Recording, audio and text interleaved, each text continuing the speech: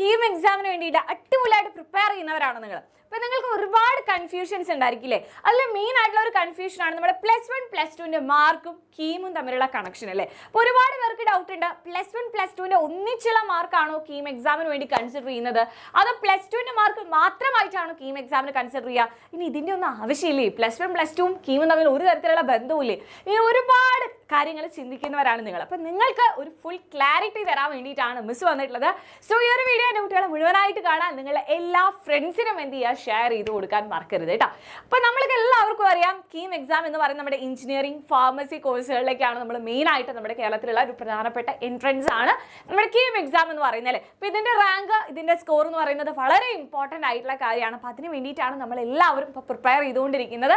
നമ്മുടെ ഏപ്രിൽ 24ന് നമ്മുടെ exams start ചെയ്യും. അപ്പോൾ ഇത്രയും കാര്യങ്ങളെല്ലാം നമുക്കറിയാം. KEAM എക്സാമിനെ കുറിച്ചുള്ള ഡീറ്റെയിൽസ്, എന്തിനാണ് നമ്മൾ KEAM എക്സാം എഴുതുന്നത്, അങ്ങനെ ഫുൾ ഡീറ്റെയിൽസ് കാര്യങ്ങളെല്ലാം എൻ്റെ കുട്ടികൾക്ക് ഓൾറെഡി അറിയാം. ഇപ്പോഴത്തെ കൺഫ്യൂഷൻ എന്ന് പറയുന്നത് +1 +2 മാർക്ക് വേണോ വേണ്ടയോ എന്നുള്ളതാണ്. അപ്പോൾ മക്കളെ, നിങ്ങൾ കേട്ടത് ശരിയാണ്. നമ്മുടെ +2 മാർക്ക് KEAM എക്സാമിന് കൺസിഡർ ചെയ്യുന്നതാണ്. വളരെ വളരെ വളരെ ഇമ്പോർട്ടൻ്റ് ആണ്. +1ന്റെ മാർക്ക് നമ്മൾ കൂട്ടുന്നില്ല, +2 മാർക്ക് മാത്രമായിരിക്കും നമ്മൾ കൺസിഡർ ചെയ്യുന്നത്. അപ്പോൾ എങ്ങനെയാണ് നമ്മുടെ ഈ ഒരു KEAM എക്സാമിന്റെ പാറ്റേൺ എന്ന് ചോദിച്ചു കഴിഞ്ഞാൽ, നമ്മുടെ KEAM സ്കോറിന് +2 മാർക്ക് എന്തായാലും നമ്മൾ കൺസിഡർ ചെയ്യുന്നത്. +1 മാർക്ക് കൺസിഡർ ചെയ്യുന്നില്ല. ഇപ്പോൾ കുറേ പേര് വിചാരിക്കുന്നുണ്ട് +1 +2 ഒന്നിച്ചല്ലേ. അങ്ങനെയല്ല, +2 മാർക്ക് മാത്രമാണ് കൺസിഡർ ചെയ്യുന്നത്. അതിൽ തന്നെ എല്ലാം എടുക്കുന്നില്ല, +2ത്തെ എല്ലാ മാർക്കുകളും അല്ല. നമ്മൾ കൺസിഡർ ചെയ്യുക ഫിസിക്സ്, കെമിസ്ട്രി, മാത്സ്, ഈ 3 സബ്ജക്റ്റ്, ഫിസിക്സ്, കെമിസ്ട്രി, മാത്സ്, ഈ 3 സബ്ജക്റ്റിലെ മാർക്സ് ആയിരിക്കും നമ്മൾ +2ത്തെ കൺസിഡർ ചെയ്യുന്നത്. അതായത് നമ്മുടെ KEAM സ്കോർ നമ്മൾ എടുക്കുന്ന സമയത്ത്, ടോട്ടൽ നമ്മുടെ KEAM സ്കോർ നമ്മൾ എടുക്കുന്ന സമയത്ത് നമുക്കറിയാം 600ലാണ്, ഔട്ട് ഓഫ് 600 ആണ് നമ്മുടെ KEAMന്റെ മാർക്ക് നമ്മൾ പബ്ലിഷ് ചെയ്യുന്നത്. KEAM സ്കോർ നമുക്ക് പറയാം. അപ്പം അതിൽ 50% വരുന്നത് നമ്മുടെ +2 സ്കോറിൽ നിന്നാണ്. 50%, 50% +2 മാർക്കാണ് അതിൽ വരുന്നത്.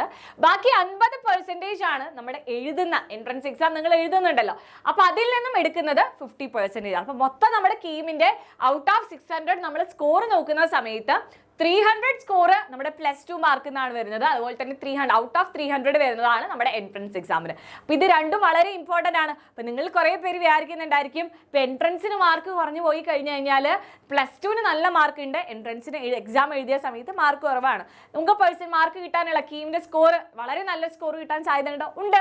കാരണം 50% എവിടുന്ന +2 എന്നാണ് വരുന്നത്.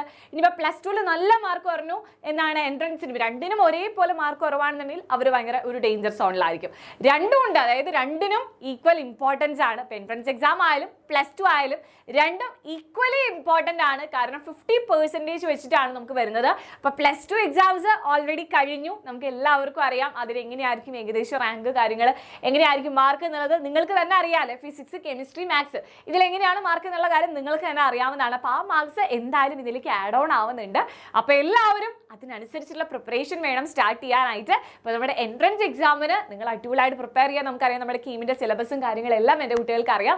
അപ്പോൾ ഈ ഒരു ചുരുങ്ങിയ ഒരു ടൈം കൊണ്ട് നമുക്ക് വളരെ കുറച്ച് ദിവസം കൂടി ഉള്ളൂ അല്ലേ. അപ്പോൾ ഈ ഒരു ദിവസങ്ങൾക്കുള്ളിൽ എൻ്റെ കുട്ടികൾക്ക് KEAM എന്തായാലും നേടിയെടുക്കണമെന്ന് ആഗ്രഹം ഉണ്ടെങ്കിൽ നമ്മുടെ KEAM ക്രാഷ് ബാച്ച് ഇപ്പോഴും നിങ്ങൾക്ക് അവൈലബിൾ ആണ്. പെട്ടെന്ന് തന്നെ ജോയിൻ ചെയ്യുക. ഈ ഒരു ടൈമിൻ്റെ ഉള്ളിൽ നമുക്ക് അടിപൊളിയായിട്ട് നമ്മുടെ ക്രാഷ് ബാച്ചിൽ ജോയിൻ ചെയ്തുകൊണ്ട് ഫുൾ സെറ്റായിട്ട് പഠിക്കാനായിട്ട് പറ്റും. ഫുൾ KEAMന് എന്താണോ വേണ്ടത്, എന്താണ് സിലബസ്, അതിനനുസരിച്ചായിരിക്കും നമ്മൾ പഠിപ്പിക്കുന്നത്. അപ്പോൾ എല്ലാവരും ആ ഒരു ഇമ്പോർട്ടൻസിൽ തന്നെ കാണുക. കാരണം ഓൾറെഡി നമ്മുടെ +2 എക്സാം കഴിഞ്ഞു, 50% മാർക്കിൻ്റെ കാര്യം ഓൾറെഡി നമ്മുടെ കഴിഞ്ഞു. ഇനിയുള്ള ബാക്കിയുള്ള 50% ഹോൾഡ് ഓൺ ചെയ്യുക, അത് പിടിച്ചെടുക്കുക എന്നുള്ളതാണ് ഇനി നമ്മുടെ മുന്നിലുള്ള ലക്ഷ്യം. അപ്പോൾ അത് വിട്ടുകളയരുത്. കുറഞ്ഞ സമയമുള്ളെങ്കിലും നമ്മൾ ഹാർഡ് വർക്ക് ചെയ്ത് കഴിഞ്ഞാൽ എന്തായാലും നിങ്ങളുടെ ഈ ഒരു സ്വപ്നത്തിലേക്ക് എൻ്റെ കുട്ടികൾക്ക് എത്താനായിട്ട് പറ്റും.